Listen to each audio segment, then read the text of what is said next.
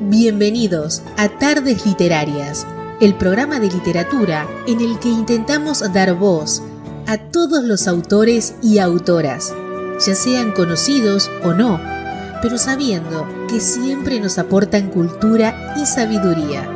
Un programa para Radio Sapiens, www.radiosapiens.es, todos los domingos a las 7 de la tarde, con Lute Pérez y Vanessa Di Giacomo.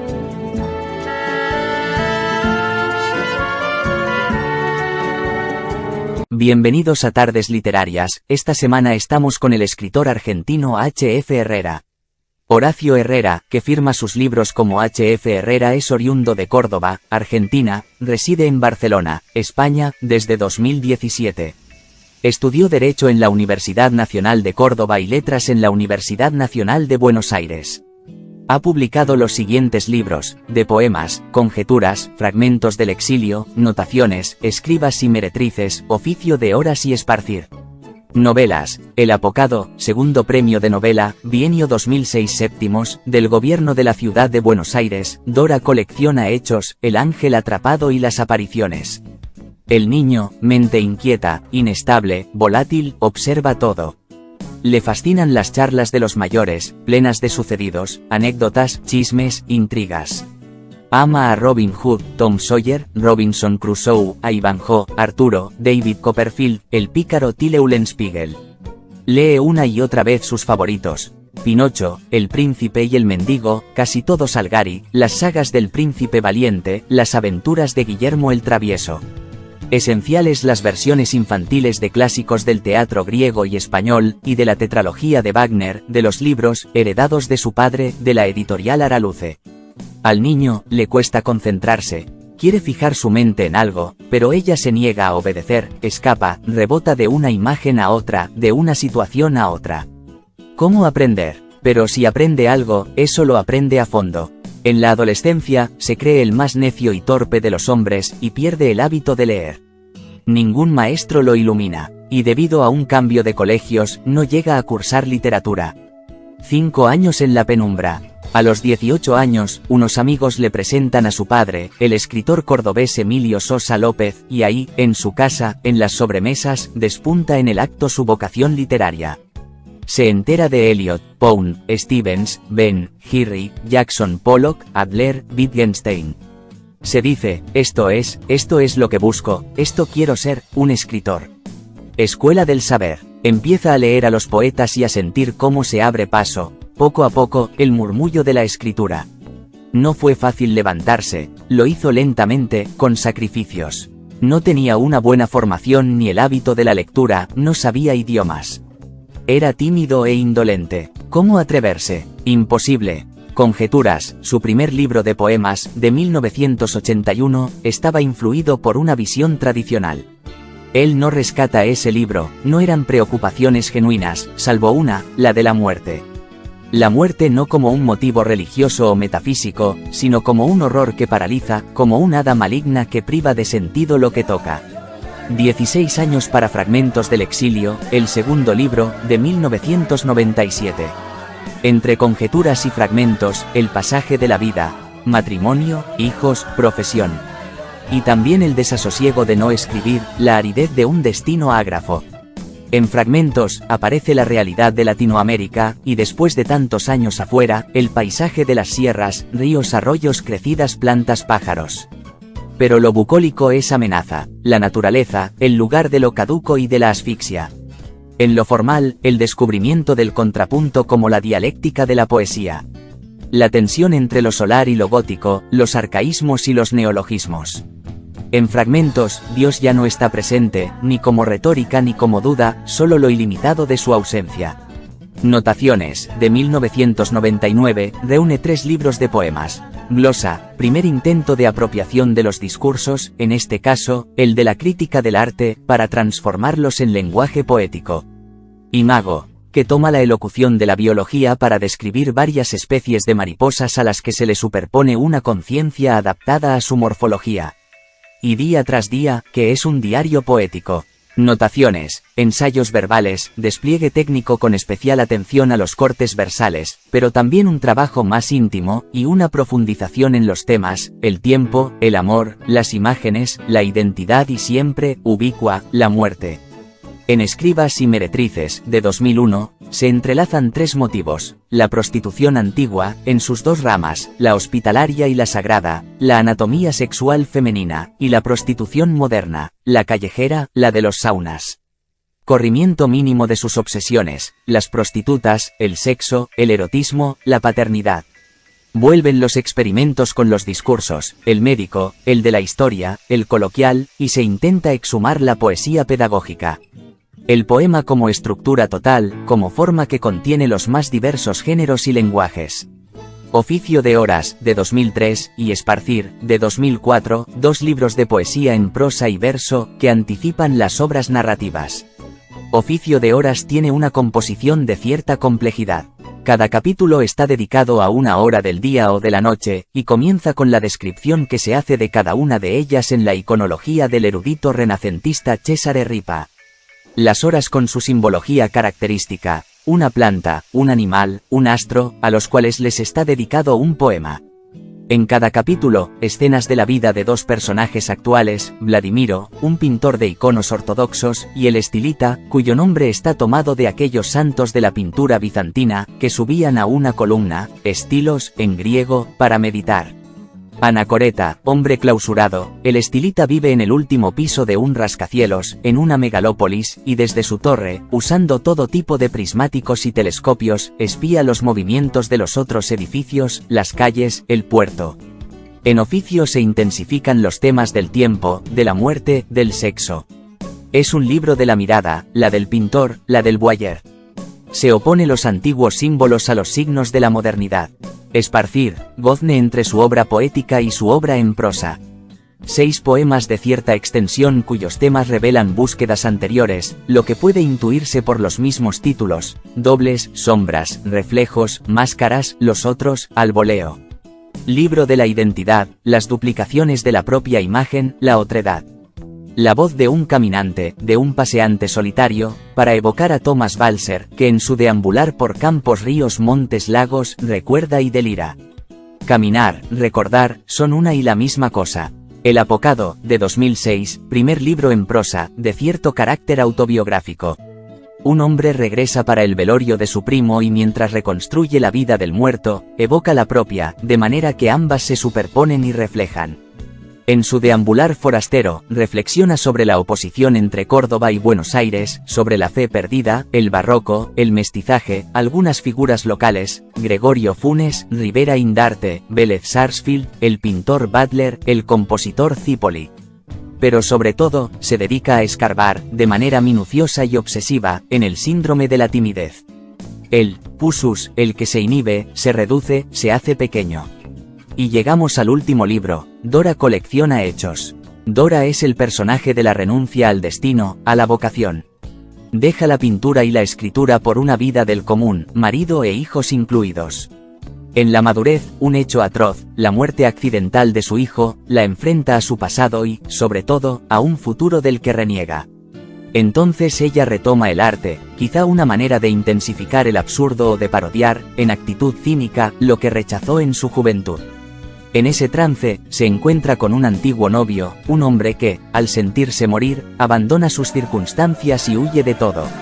Entonces inician juntos una fuga exasperante y sin fin. El estilita, Dora, el apocado, personajes de la contracción, la disminución, los que se restringen, renuncian, huyen. En todos estos libros, sobre todo a partir de Escribas, hay rasgos comunes: indeterminación del género literario. Tendencia al verso y a la prosa experimentales. Proliferación de preguntas y aforismos injertados de manera arbitraria en el texto, en diálogos improbables.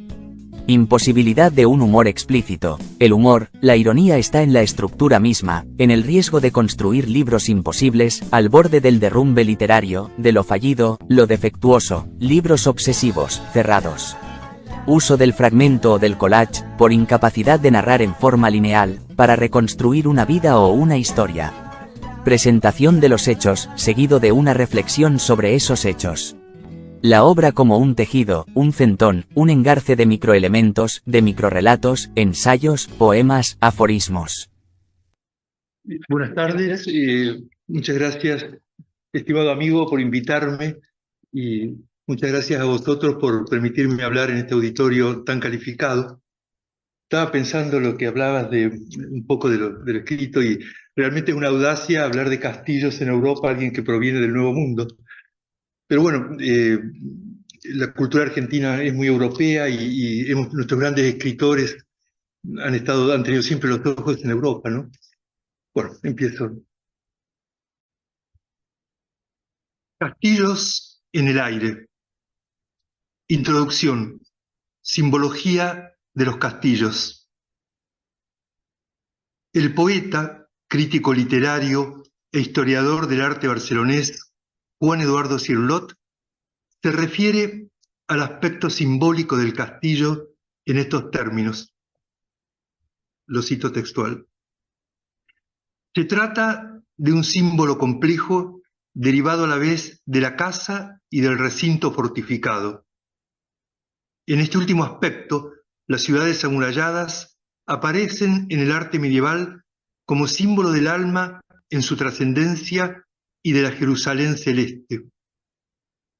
Por lo general, el castillo se halla emplazado en la cima de un monte o colina, lo que agrega un importante componente relativo al simbolismo del nivel.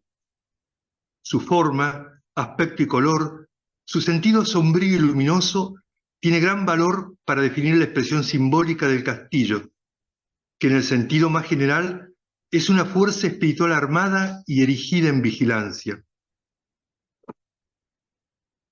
Parece ser que su significación como mansión del más allá o como puerta de acceso al otro mundo es evidente. En muchas leyendas, el castillo sombrío, habitado por un caballero negro, es la morada y símbolo de Plutón. Así puede comprobarse en el mito de la expedición infernal de Teseo. Caronte tiene su vivienda en un castillo similar, inaccesible para los vivos. El castillo de irás y no volverás de los cuentos folclóricos.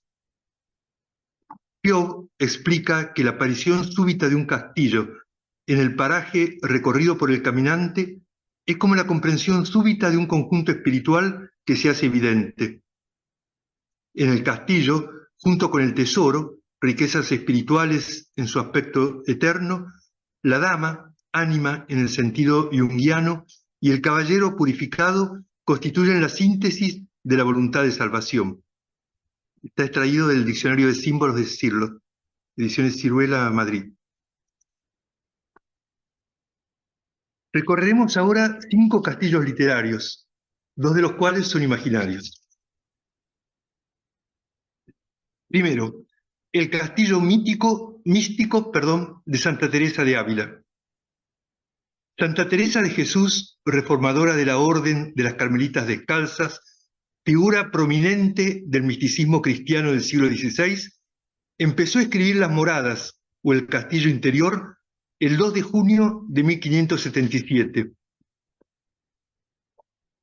completando la obra el 29 de noviembre del mismo año. En esta obra le da un giro subjetivo a la idea del reino de Dios como un castillo celestial de altos muros, al decir que el alma humana misma es, cito, un castillo todo de diamante o muy claro cristal, donde hay muchos aposentos, así como en el cielo hay muchas moradas. Cita de Las Moradas de Teresa de Jesús. Ella, que ya ha sido advertida por la Inquisición, no tiene claro si debe escribir un nuevo libro, y al iniciarlo afirma que pocas cosas me han mandado la obediencia que me hayan hecho tan dificultosas como escribir ahora cosas de oración. Lo uno, porque no me parece que me da el Señor el espíritu para hacerlo, ni lo deseo. Lo otro, por tener la cabeza 3 meses ha, con un ruido y flaqueza tan grande que aún los negocios forzosos escribo con pena. El castillo teresiano es tanto el alma como el ámbito que esa alma debe recorrer. El castillo tiene 7 moradas o aposentos, que simbolizan las diferentes etapas del acercamiento a Dios. Las primeras murallas del castillo interior están marcadas por el autoconocimiento y la conversión. Aquí el alma empieza a tomar conciencia de su estado espiritual y de la necesidad de purificación. Y aunque todavía está atrapada por los avatares mundanos, comienza a sentir el deseo de acercarse a Dios. Estos aposentos son tanto lugares de refugio como de desafío personal. El alma empieza a vislumbrar la presencia de Dios y a desear una vida más profunda. Las moradas intermedias representan etapas de mayor crecimiento espiritual. El alma pasa por un proceso de limpieza interior, enfrentando pruebas y tentaciones que la purifican y preparan para una mayor intimidad con Dios. Santa Teresa describe estas moradas como un tiempo de lucha y perseverancia, donde el alma debe confiar en la guía y el apoyo divino. Aquí la oración y la meditación son cruciales, ayudan al espíritu a mantenerse enfocado en su objetivo. En esta etapa sobrevienen los encuentros furtivos con lo divino y se experimenta una mayor paz y claridad de conciencia, estados que indican una preparación eficaz para las experiencias decisivas. Las últimas moradas del castillo interior representan la culminación del viaje espiritual, el éxtasis místico. El alma se libera de las ataduras terrenales y se sumerge en la presencia amorosa de Dios. Una profunda comunión que transforma su ser y lo llena de paz y amor divinos. Un matrimonio espiritual, una relación de amor íntimo y total entre la criatura y el Creador. En esta fase final, el castillo es ámbito de luz y gloria, morada segura del alma mística. Podríamos conjeturar que este castillo espiritual es el exacto reflejo del arquitectónico, su proyección en el cielo. Quizá Santa Teresa jugaba con el principio hermético de que como es arriba es abajo, aunque en este caso invirtiendo el orden de la proposición, como es en la tierra, es en el cielo. Las ideas modifican la realidad modifica las ideas. Maravillosa simbiosis entre las industrias humanas y las metáforas. El pensamiento construye un objeto que pasa a ser símbolo de un hacer moral. De la idea del castillo nace el castillo real. Ahora escucharemos un párrafo de la novela Las apariciones de H.F. Herrera. Cuaderno azul. He viajado mucho últimamente, un exceso de trajín. Dejar todo en orden, armar maletas, cuidar de los remedios y la documentación, reservar vuelos y hoteles, estudiar planos, programar visitas y excursiones. Debería buscar formas más descansadas, si cabe, de huir de mí mismo. Ahora estoy en Arad, la ciudad de Diana, al oeste de Rumanía. He llegado a primera hora de la tarde, luego de un trayecto no muy complicado. De Barcelona a Timisoara, 3 horas de avión, y de Timisoara a Arad, 50 minutos en coche. Por un momento, y por el nerviosismo de los traslados, creí que me había dejado el cuaderno azul en casa, pero no, lo he encontrado en un compartimento que apenas uso de la mochila, y un poco más tarde, por la fuerza propicia de los objetos recobrados, lo he abierto, lapicera en ristre, aunque no me sienta en vena para escribir. Lo importante no es que vaya o no a escribir algo, eso es aleatorio, sino llevar siempre el cuaderno conmigo, talismán amuleto fetiche, la filacteria de las hojas en blanco, disponer de ese espacio me trae la ilusión del demiurgo. Por lo demás, solo me apetece agregar estas citas del Religio Medici de Ser. Thomas Brown. 1. Creo ciertamente que muchos misterios atribuidos a nuestras propias invenciones han sido amables revelaciones de los espíritus, pues esas nobles esencias celestiales profesan un sentimiento amistoso a sus naturalezas afines de la tierra. 2. Concebid una luz invisible y esto es un espíritu.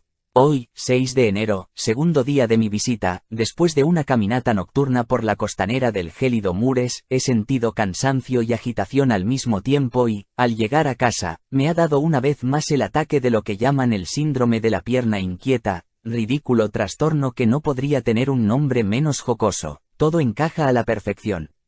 Y a pesar de que ya es tarde, recién ahora consigo cierto sosiego para escribir. Miro por la ventana, un último tranvía se aleja hacia las aldeas de Vladimirescu, Cicir, Sambateni, Yorok. Los faroles del Boulevard Radney alumbran los copitos de nieve que tarde o temprano se habrán de mezclar con el barro. En paráfrasis del profeta Isaías, todo blancor perecerá. Hay viento. Los edificios modestos, pero bien construidos, de la época de Ceausescu, resisten el austrul, también llamado Saracila, el pobrecito, que ahora sopla con intensidad y anuncia heladas, sequías y penurias. Una corriente fría se filtra por alguna rendija imperceptible, y esa levedad sin intermitencias, ese silbo suave, me trae un anhelo renovado por las percepciones puras, los fenómenos elementales, las manifestaciones últimas, los efectos expurgados de sus fuentes. Suprimir mentalmente las causas y recobrar la inocencia primitiva, desconectar el embarazo del coito, la planta de la semilla, la lluvia de las nubes, la lividez del golpe. Los terrores de la ignorancia desquician menos que los terrores del saber. Teogonía, violencia de los daños colaterales, persistencia olfativa, mantras.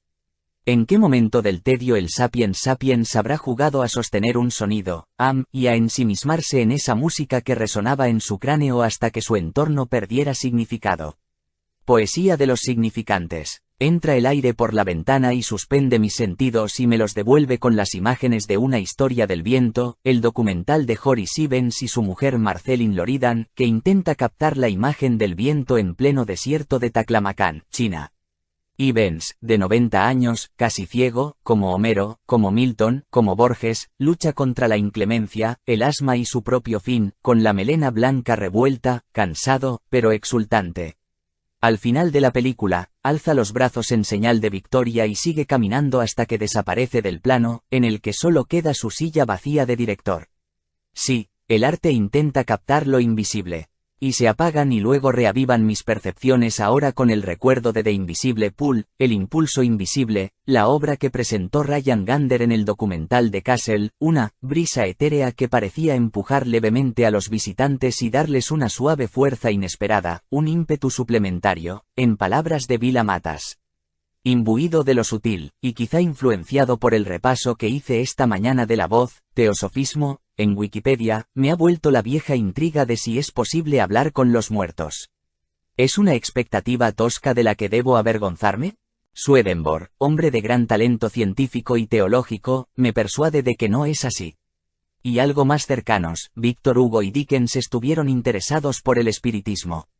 Quizá podría intentarlo por mi cuenta, convocar yo mismo a las ánimas, como se les dice en mi región. ¿De dónde me viene esta inquietud tan contraria a mi sentir agnóstico? ¿Por qué esa curiosidad por la magia y lo irracional si para mí no hay nada más intrigante y poético que las formulaciones de la ciencia?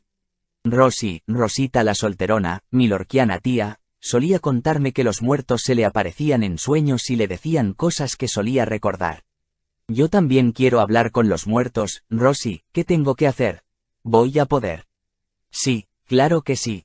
Hay que tener fe, las ganas, la necesidad de hablarles y, cuando te sientas preparado, podrás llamarlos con confianza, ellos vendrán. En la Semana Santa del 69, mis padres viajaron a Buenos Aires, dejándonos a mi hermano Jorge y a mí a su cuidado. En el almuerzo del sábado de Gloria, Rosy nos contó que había soñado que su mamá la llamaba. Y no dijo nada más, se la veía tranquila. El domingo de resurrección, pasado el mediodía, le dio un infarto, y el lunes murió. Me quedó la sospecha de que ese don podría estar en mis genes y de que tal vez algún día me comunicaría con los muertos. Quizás ha llegado el momento. ¿Estoy preparado para tan extraordinario encuentro? ¿Me conviene suscitarlo? La curiosidad me hurga la conciencia. Lo más logrado me ha venido siempre de manera fortuita, debo rendirme entonces a lo imprevisible. No invocar a un espíritu en particular, sino hacer un llamado erga omnes, que vista el sayo aquel a quien le quepa.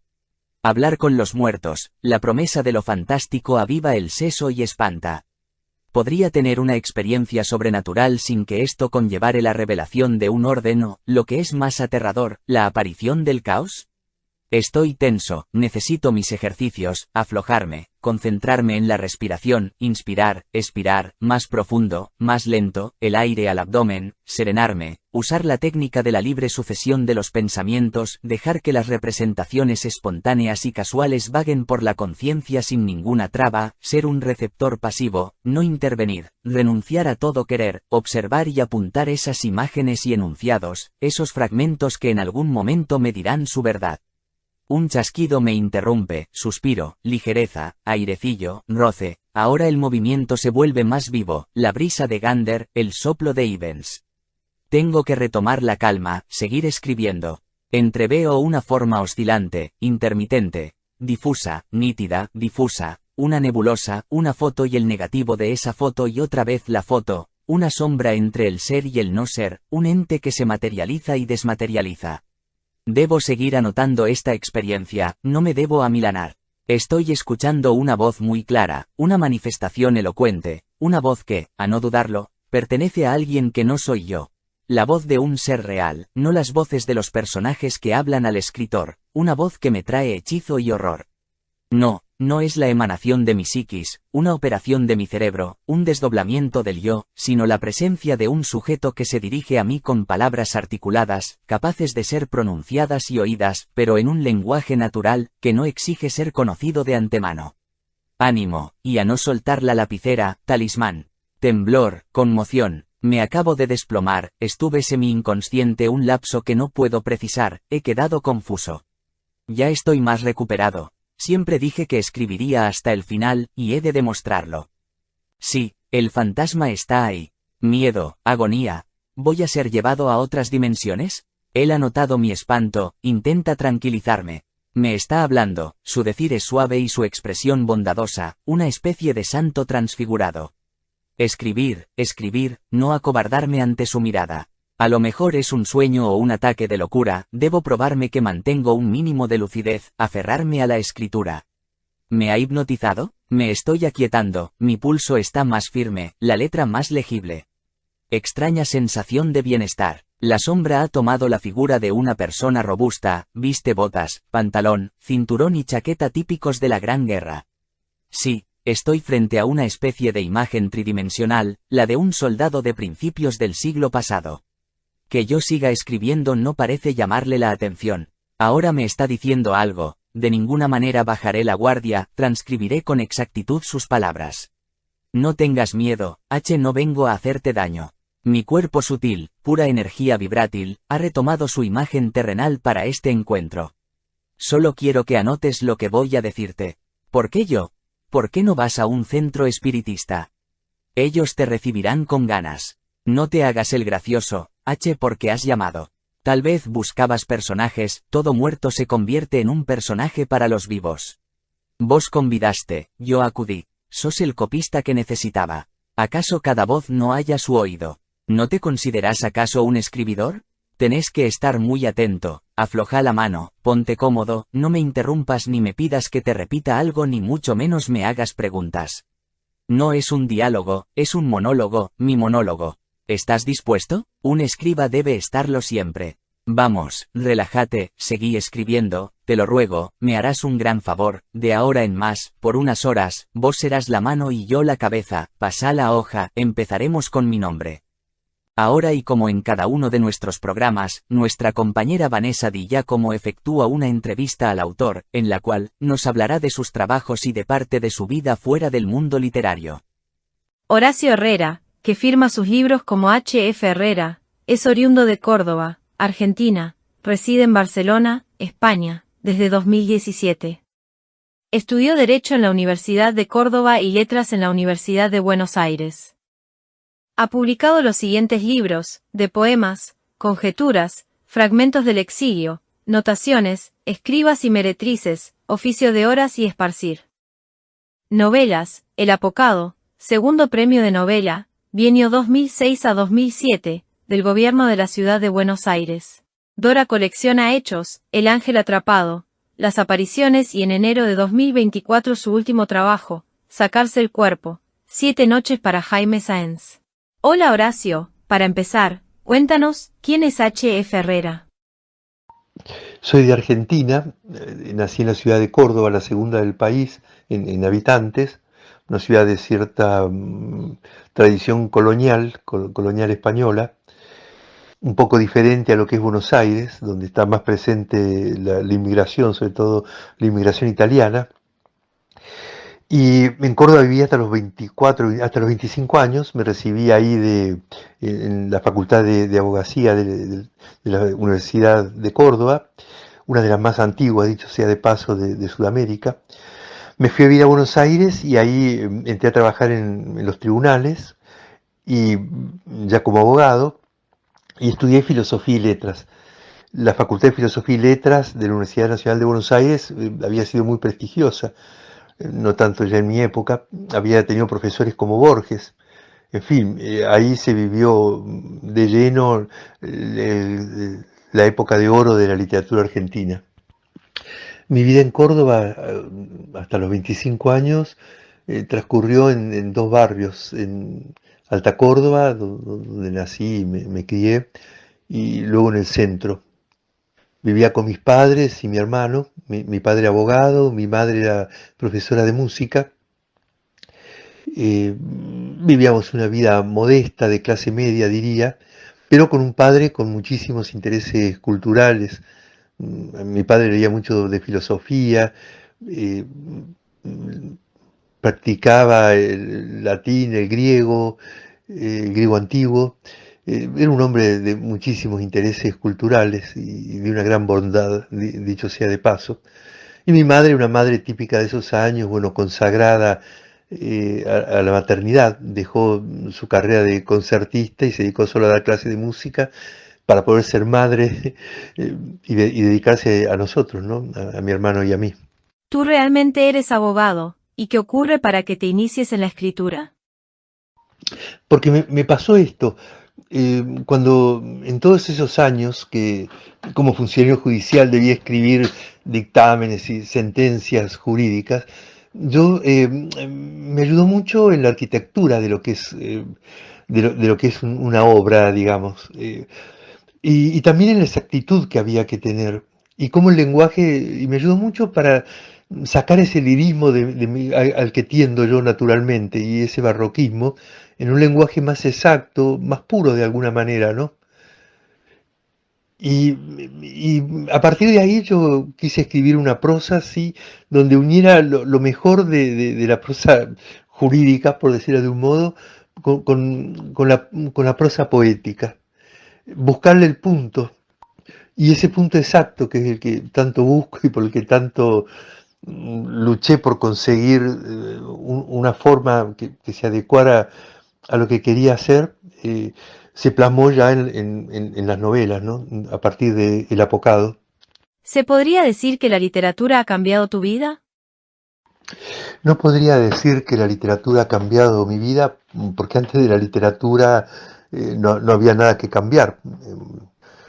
A partir de los 18 años, como empecé a leer, eh, y luego escribir, y esa fue mi vida y esa es mi vida. No la concebiría sin la literatura, sobre todo sin la lectura. ¿Desde cuándo escribes? ¿Soñaste en tu infancia en llegar a ser escritor? Bueno, de niño leía mucho, sobre todo en la infancia y hasta la adolescencia.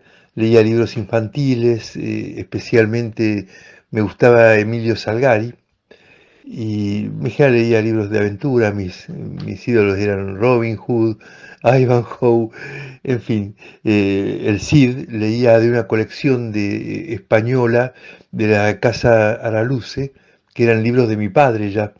Y era muy interesante porque ellos eran clásicos, adaptados al lenguaje de los niños, pero muy interesante, hecho con mucha seriedad y casi te diría que con rigor. Pero en la adolescencia me dediqué más al deporte, hacía judo, corría 100 metros, fui campeón de mi provincia en judo, y me alejé bastante de la lectura. Pero a los 18 años, gracias a la amistad de algunos compañeros de la Facultad de Derecho, que hablaban de literatura, volví de nuevo a la lectura. Y ahí fue un deslumbramiento, bueno, del cual no me he curado. A los 18 años empecé a leer de nuevo, no, empecé a estudiar un poco lo que era la literatura. Durante el secundario a la materia no le había hecho mucho caso y empecé a estudiar sobre los géneros literarios, o sea, empecé desde cero, desde la base. Pero sí, pero a su vez leía los libros que en ese momento ese grupito de amigos nos intercambiábamos. Recuerdo Muerte en Venecia de Thomas Mann, recuerdo El Werther de Goethe, La Metamorfosis de Kafka, y ese fue mi iluminación literaria inicial, y gracias a este grupito de amigos. Y ahí empecé como a barruntar que podía escribir, pero no a ser escritor, sino que, bueno, me gustaba una chica, por ejemplo, y quería escribir poemas, y de a poco empecé a borroñar poemas sin saber mucho, y, y así empezaron los primeros tiempos. Recién a los 2 o 3 años, ya tenía 21 años, empecé a escribir cuentos y ya empecé a tener la idea de cuánto me gustaría ser escritor. Los poemas que escribí en esa época los reuní en un conjunto, no sé, creo que eran 25 poemas. Y saqué el primer libro, que se llamaba, de manera algo presuntuosa, su título era Conjeturas, que fue una imprenta en la ciudad de Córdoba y de Argentina. Fue una imprenta de los curas salesianos y ahí me hice imprimir el libro, creo que eran 200 ejemplares, bueno, para regalarlo entre mis amigos y conocidos. Sin tener idea de lo que era ser editor, actué como editor de mi propio libro. Para ese entonces ya tenía 24 años o 25 cuando publiqué ese primer librito de poemas y, y ya me había recibido de abogado y empecé a trabajar. Siempre trabajé en los tribunales, eh, y durante esos empecé a tener cargos dentro de la carrera judicial y siempre seguí leyendo, pero dejé de escribir durante 16 años. Y mejor dicho, dejé de publicar durante 16 años. Escribía, pero bueno, poemas sueltos. Eh, Al final de ese periodo de no escribir tanto, cuando ya estuve más aliviado en lo personal y en lo familiar, porque mientras tanto me había casado, había tenido 3 chicos, eh, reuní otra colección de poemas y saqué el segundo libro de poemas.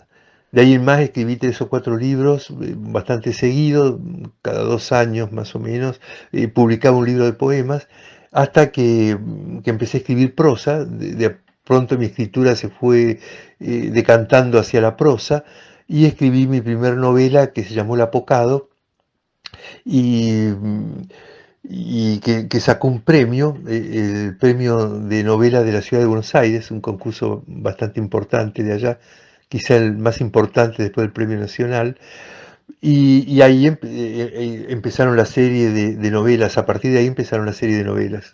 En tu primera novela ya recibes un premio, El Apocado, segundo premio de novela, bienio 2006 a 2007, sin embargo, continúas escribiendo poesía. ¿Tan fuerte es la poesía que te cuesta abandonarla? El Apocado es un libro que fue muy importante para mí, no solo porque era la primera novela, sino porque hablaba desde la primera hasta la última línea, hablo de lo que es la timidez, ¿no? Más que la timidez, eso de sentirse restringido, esa especie de coraza que se tiene cuando se es muy tímido, que en definitiva era una experiencia personal, ¿no? En los personajes, en ese personaje tan constreñido, en lo social y en cuanto a su manifestación, en su capacidad de expresión, me dibujaba a mí mismo. En tu segunda novela, Dora colecciona hechos, nos hablas en más profundidad de los estados de ánimo y los sentimientos humanos. Explícanos esto. Después viene una segunda novela, Dora colecciona hechos, donde cuento la historia de una mujer que pierde en un accidente a su hijo. Me interesaba hablar de lo que es el duelo, sobre todo el duelo materno, ¿no? Lo que es perder un hijo. Porque quería tomar el tema del duelo, porque siempre me impresionó mucho el duelo de aquellas mujeres que habían secuestrado a sus hijos jóvenes. La última dictadura militar los había hecho desaparecer. Estas mujeres nunca encontraron los cuerpos, recién muy al final, y no de todos los desaparecidos, hubo 10.000 desaparecidos, y que son las famosas madres de Plaza de Mayo. Entonces yo quería explorar un poco sobre el dolor de una mujer que pierde a su hijo, pero no desde un punto de vista, pero quitándole lo político, para sentirme más cómodo en ese aspecto, ¿no? Eh, quería escribir solamente sobre el testimonio humano de lo que es perder un hijo. Después de Dora colecciona hechos, publicas El ángel atrapado. Háblanos un poco de ella. La novela siguiente fue El ángel atrapado. El ángel atrapado es en una iglesia desconsagrada, queda colgado un cuadro en una escena donde hay un ángel, y al desconsagrarse la iglesia, este ángel queda atrapado en el cuadro y desde ahí observa todo lo que sucede en esa iglesia desconsagrada, que se transforma en un lugar público, una especie de centro cultural, donde él va describiendo todo lo que pasa, no por sus sentidos, porque es un ángel, sino por esa experiencia intelectual de conocer de manera no sensual, digamos, no con los sentidos, lo que piensan las distintas personas que van pasando por ahí. Es como un collar de hechos que se van sucediendo. En esa novela la dificultad es cómo se cuenta algo, sin decir he visto, he escuchado, he sentido, puesto que el narrador es un ángel. Y en los personajes que van pasando son distintas situaciones de la vida moderna.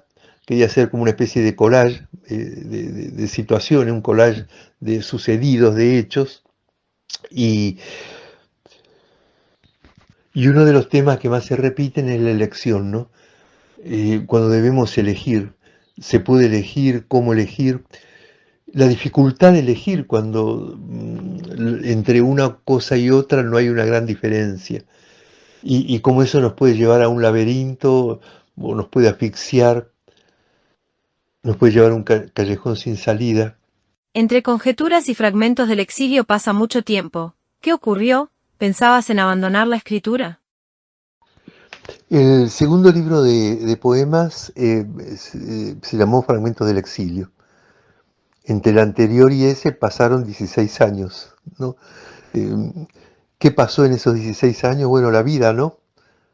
El trabajo profesional, me casé, tuve 3 hijos y,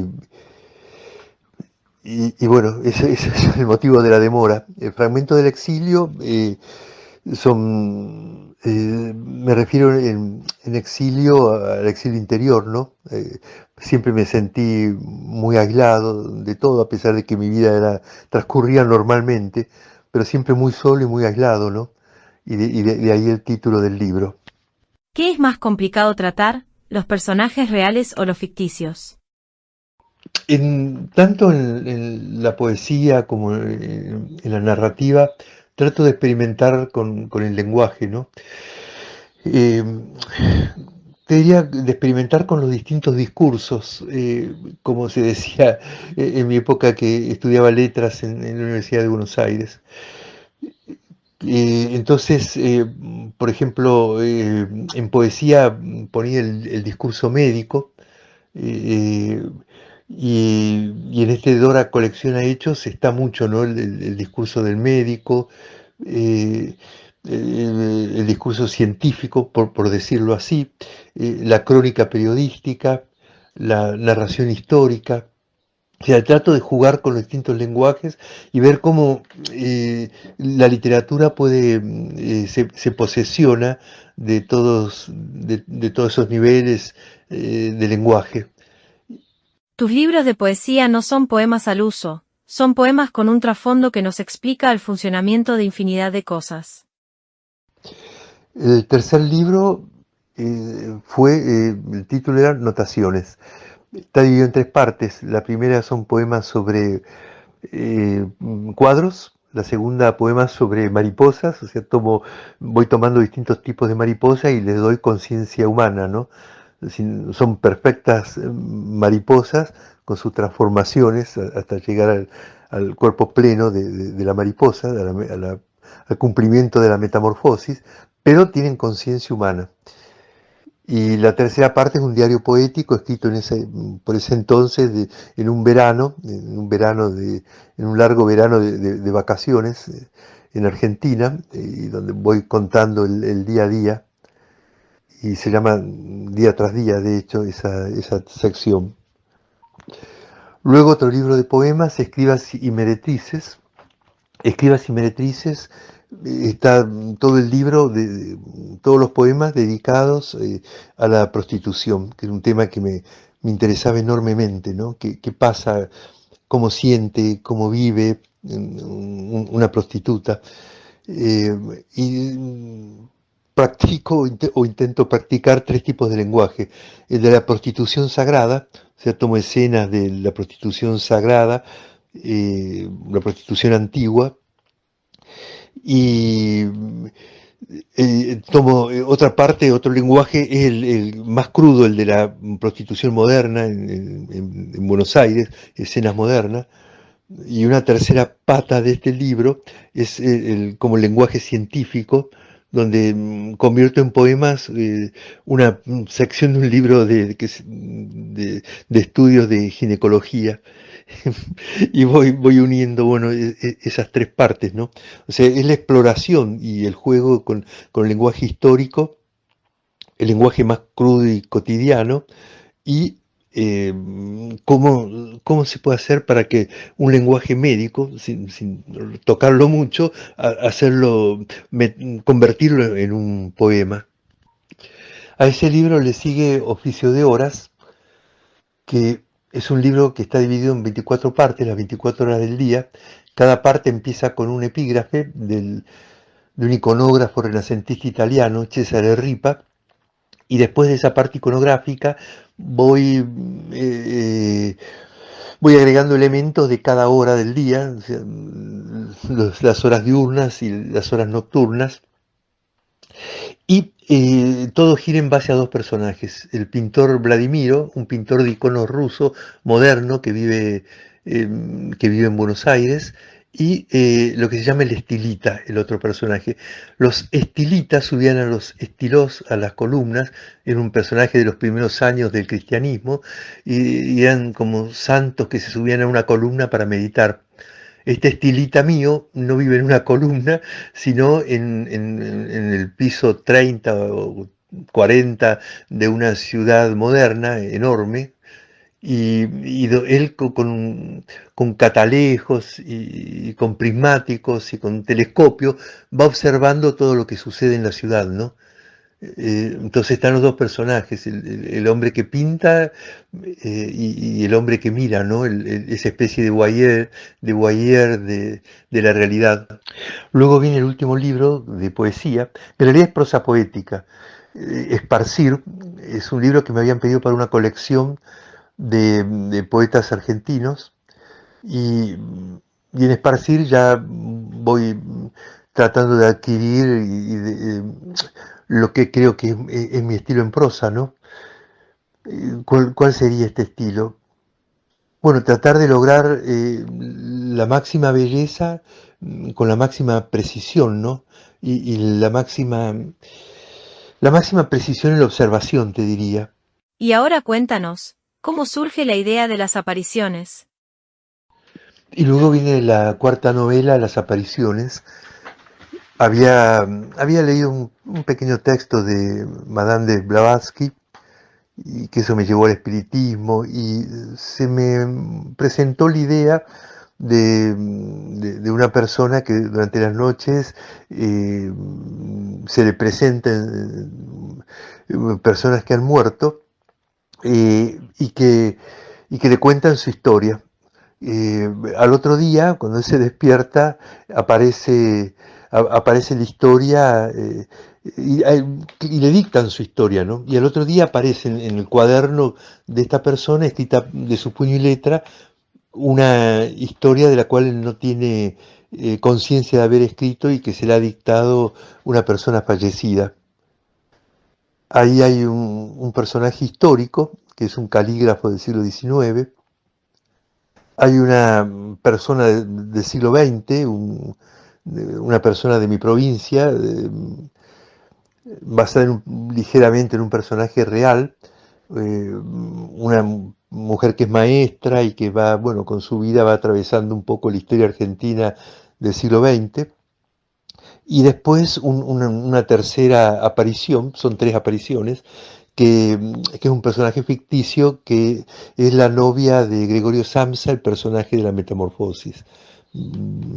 Se me ocurre que Gregorio Samsa tenía una novia, y como la novia, a partir de la muerte de Gregorio Samsa, de que se convierte en un insecto, aparece muerto y después muere, ella se quiere transformar en un insecto, y toda su lucha por transformarse en un insecto, ¿no? Por seguir el destino de Gregorio Samsa. Un poco en la base de que en el futuro el ser humano tiene que mutar a cuerpos más duraderos de alguna manera, como es el cuerpo de los insectos, ¿no? Y, y entonces estas tres historias me permiten jugar con tres lenguajes distintos: el lenguaje histórico, el lenguaje de la literatura fantástica, de la novia de Gregorio Samsa, y un lenguaje más realista y más próximo a nosotros, que es el de esta maestra de origen irlandés que se llama Chichinahir. A pesar de haber escrito 5 novelas, sin embargo, continúas escribiendo poesía. ¿Tan fuerte es la poesía que te cuesta abandonarla? Luego de estas 4 novelas vino un libro que yo diría es un libro de poemas, pero y que yo le llamo poema ensayo, porque es un diálogo con el escritor boliviano del siglo XX, Jaime Sáenz, y se llama Sacarse el cuerpo. Se llama Sacarse el cuerpo porque está tomado de un personaje de Jaime Sáenz, el Aparapita, que era una especie de porteador, una persona que hacía del altiplano, un indio del altiplano que vivía en La Paz, que se había urbanizado, pero que hacía un trabajo muy duro, que era cargar cosas, ¿no? Se cobraba por cargar cosas. Dicen que uno solo de ellos era capaz de hacer en un solo viaje la mudanza de una casa. De la Parapita, que es uno de los personajes principales de Sáenz, dice que era muy pobre, era un gran bebedor, pero era muy noble, y que al final de su vida, cuando él se sentía morir, un poco una muerte que era como una especie de suicidio, provocado por él, por el alcoholismo, cuando se veía morir, iba a un bar y bailaba y veía y bebía hasta que se sacaba el cuerpo. Entonces, de sacarse el cuerpo, de este sacarse el cuerpo, da nombre al libro. Es medio un género mixto, ¿no? Entre la poema y ensayo, o mejor dicho, un ensayo con la forma poética.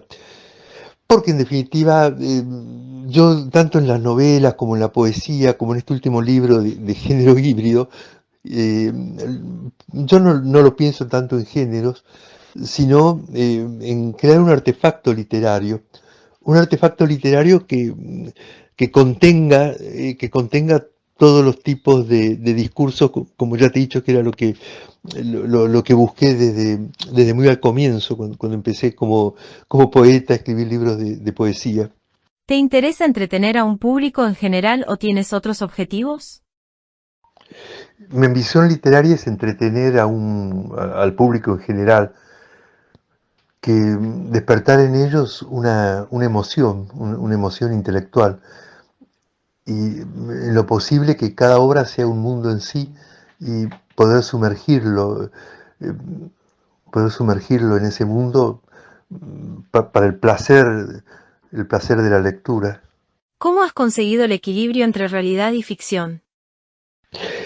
En mi escritura, ficción y realidad forman una unidad que es absolutamente inseparable. Te diría que son como una planta de enredadera, como dos troncos que se van enredando y se van uniendo, formando un solo árbol para poder elevarse lo más posible. ¿Cuáles son tus escritores de referencia? Mis escritores de referencia son muchos, muchos, ¿no? ¿A quiénes puedo citar aquí? Borges, ante todo y siempre. Eh, Borges es el gran escritor argentino y uno de los grandes escritores del siglo XX. Borges es la literatura misma y eso me fascinó. Todo su pensamiento no era otra cosa que literatura. Puedo citar a otros, Kafka y esa especie de documentación de los sueños más profundos. eh, Thomas Berghahn y su escritura circular fascinante, también Robert Balzer y ese desarrollo genial de la nimiedad, Italo Calvino y su maravillosa imaginación fantástica, Kundera y su capacidad de analizar las situaciones humanas interpersonales. Puedo citar a Claudio Magris y su sentido del viaje, es esa especie de Ulises contemporáneo que es Magris. Y Sebald fue un descubrimiento maravilloso. Leí todos sus libros a medida que se iban traduciendo al castellano. Sebald es magnífico, con esas largas oraciones, con esa capacidad de análisis, con esa cultura que pone en sus novelas. Es una maravilla. Recomiéndanos uno de tus libros y el motivo por el que tendríamos que leerlo. Como recomendación de una de mis novelas, bueno, quizá Las apariciones, porque está impresa, está editada en España, se la puede buscar por internet y se la puede pedir en cualquier librería. Creo que la editorial la manda a cualquier lugar de España, a cualquier lugar del mundo, pero ya es el primer libro que publico en España. En España he publicado los dos últimos, Las apariciones y Sacarse el cuerpo. Bueno, estos dos se pueden conseguir en España y creo, sobre todo Las apariciones, creo que puede ser muy interesante para que un lector conozca lo que yo hago. ¿Con qué nos vas a sorprender? ¿Tienes algún proyecto en marcha o en mente? Y ahora en este momento estoy trabajando como en 3 proyectos, pero que, bueno, buscando a cuál le doy el toque final, digamos. Una es una novela que transcurre en Barcelona, otro es un libro tipo poema-ensayo como el de Sáenz, pero esta vez de un escritor argentino, un gran poeta argentino, Alberto Girri, del siglo XX, segunda mitad del siglo XX, que también sería un poema-ensayo. Y un tercero sobre un texto que tengo sobre los castillos literarios, ¿no? Aquellos donde sean ficcionales o donde ocurrieron hechos literarios o que fueron especie de personajes de novelas. Esos son los 3 proyectos en los que estoy ahora y bueno, voy de uno a otro todavía, pero son las 3 cosas que me interesan en este momento. Dinos tus redes sociales, o donde la gente pueda conocerte un poco más y donde puedan adquirir tus trabajos. Estoy en Instagram y en Facebook como h.f.herrera. Ahí me podéis escribir, yo trato de contestar siempre todos los mensajes y a todo lo que me escriben. Horacio, te damos las gracias por compartir con nosotros un rato de tu tiempo. Estamos encantados de haberte tenido en nuestro programa. Muchas gracias. Muchas gracias a ti, Lute, por invitarme a participar del programa y bueno, es un placer saber que podrá llegar a tu audiencia. Espero no haberlos defraudado. Muchas gracias. Hasta aquí el programa de Tardes Literarias de hoy. Te esperamos en esta tu emisora de referencia, la próxima semana con otro autor o autora que nos hablará de sus trabajos. Hasta la semana que viene.